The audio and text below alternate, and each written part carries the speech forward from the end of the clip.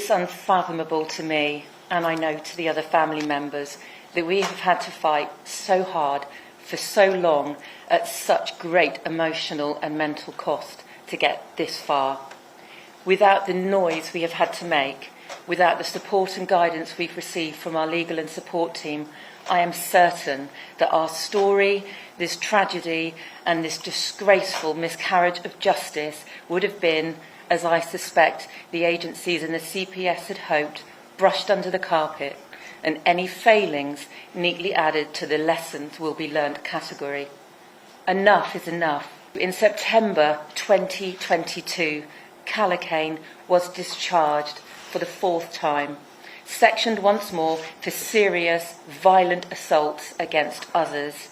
He was released without the risk assessment, with no plan for his continued treatment, discharged to his GP, a GP that will have thousands of patients and hundreds of standard letters of this type being received every week. There wasn't a red flag or a letter raising awareness. And in September 2022, we delivered our beautiful child, aged 18 years old, to Nottingham to start the next part of his life, to study, to grow up, to play his beloved cricket, to make a whole new range of friends in a city he had already come to love. Little did we know what an unsafe city he was being left in, and what evil awaited in the shadows in the early hours of the morning on June the 13th, 2023. In this city alone, since the year 2000, there have been 50 murders through mental health. It's an example of the failures, the negligence, poor leadership, bad decision-making, mistruths, cover-ups and lies that we believe there have been since May 2020 up until today. Barney, Grace and Ian would be here today if those concerned across those agencies had just done their jobs properly. The public deserve to know the truth. It must be addressed and it must be dealt with properly. No more brushing under the carpet or kicking into the long grass or empty promises. Anything and everything that could go wrong did. We've been failed by 2 police forces, the NHS, the CPS incorporating the entire criminal justice system. The CPS with a weak prosecution, a flawed investigation and the utter reliance on a trial by expert doctor has, we believe, led to an enormous miscarriage of justice.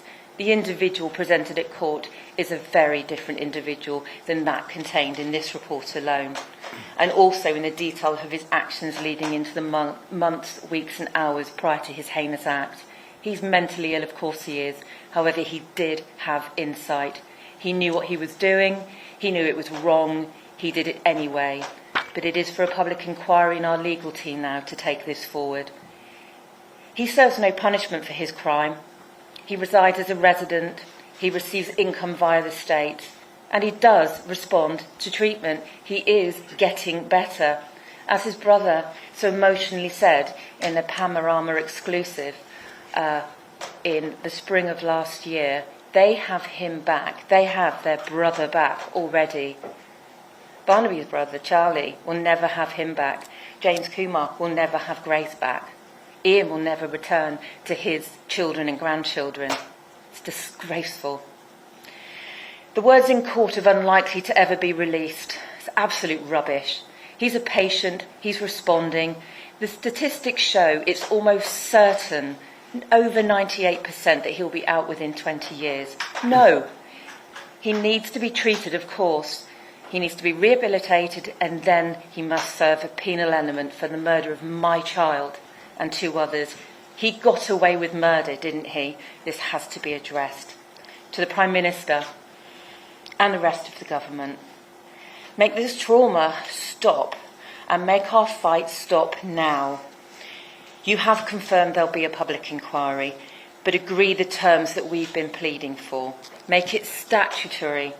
All of the agencies, organisations, institutions and vitally individuals must then and will be compelled to attend, give evidence and tell the truth. Do the right thing. We are, and we won't stop until that happens.